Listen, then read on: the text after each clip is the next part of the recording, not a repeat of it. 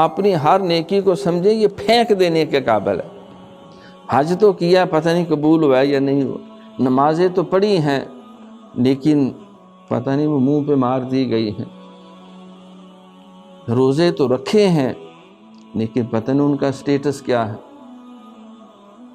پھر نیکیاں تو کی ہیں لیکن بہت سارے گناہ بھی اور بھی ہیں، جس طرح سرکار نے فرمایا کہ اگر کوئی ہمیشہ راتوں کو عبادتیں کرے، شب زندہ دار ہو، دن کو روزہ رکھا کرے، لیکن اس کے شرارتوں سے اس کے ہمسائے محفوظ نہ ہوں تو وہ دوزخی ہے۔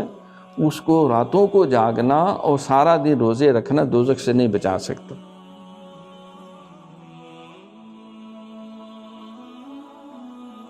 فرمایا کہ اب جو چیز لا یؤمن احدکم حتی یحب لاخیہ ما یحب لنفسہ،